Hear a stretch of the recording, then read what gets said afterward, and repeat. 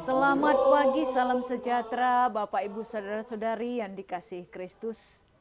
Pagi ini kita akan mendengarkan firman Tuhan, sebelumnya kita berdoa. Terpujilah Engkau Tuhan atas hari yang masih Tuhan berikan bagi kami. Kami hendak mendengarkan firman-Mu, ajar kami agar dapat mengerti kebenaran firman-Mu, dan tolonglah kami agar kami dapat melakukannya di dalam kehidupan kami. Hanya di dalam Yesus Kristus kami berdoa dan mengucap syukur. Amin.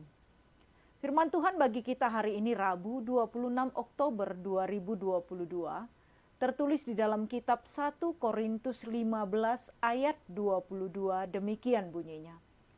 Karena sama seperti semua orang mati dalam persekutuan dengan Adam, demikian pula semua orang akan dihidupkan kembali dalam persekutuan dengan Kristus. Bapak Ibu Saudara-saudara yang dikasihi Kristus, kasih Allah begitu besar untuk manusia. Tidak dibiarkannya kita terus-menerus berada di dalam dosa selama-lamanya. Setelah Adam, manusia pertama, jatuh ke dalam dosa, maka maut adalah bahagian yang harus dialami semua manusia.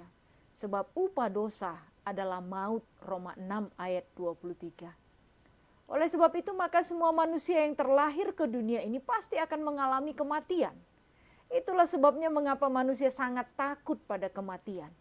Kematian dianggap sebagai akhir dari segalanya. Benar, kematian adalah akhir dari segalanya. Namun itu sebelum kebangkitan Yesus Kristus. Setelah Yesus mengalahkan kematian dengan kebangkitannya pada hari yang ketiga, maka kematian tidak lagi memiliki kekuatan sama sekali. Kematian bukan lagi akhir dari segalanya. Walau setiap manusia harus mengalami kematian, namun itu hanya jalan agar sampai pada keabadian yang kekal. Itulah yang dikatakan oleh firman Tuhan bagi kita hari ini. Karena sama seperti semua orang mati dalam persekutuan dengan Adam, demikian pula semua orang akan dihidupkan kembali dalam persekutuan dengan Kristus. Bapak Ibu Saudara-saudara yang dikasihi Kristus, akibat dosa yang dilakukan oleh manusia pertama, maka semua manusia harus mengalami kematian.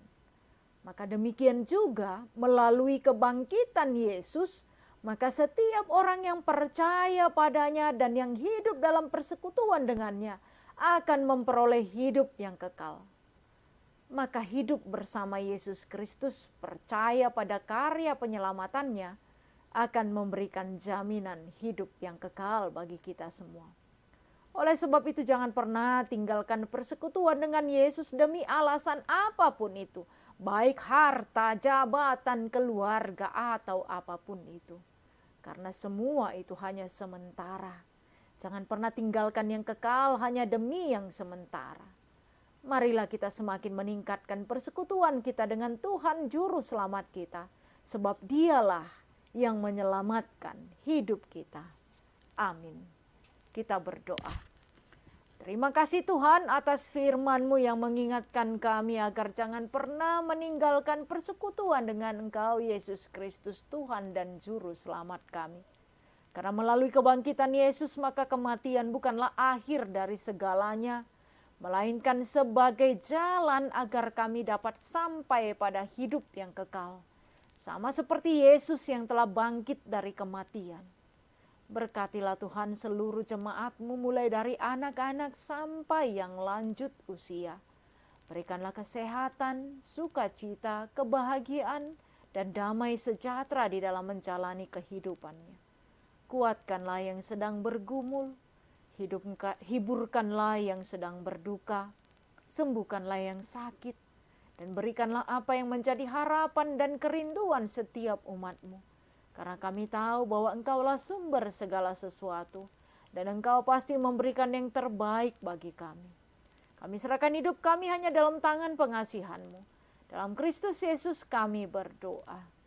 Anugerah Tuhan kita Yesus Kristus, kasih setia dari Allah Bapa, Dan persekutuan Roh Kudus kiranya menyertai Bapak, Ibu, Saudara-saudari sekalian hari ini sampai selama-lamanya.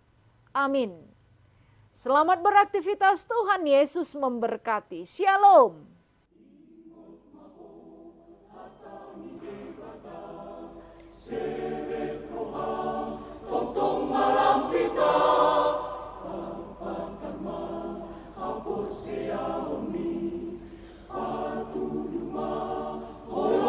Rohai, sai sadama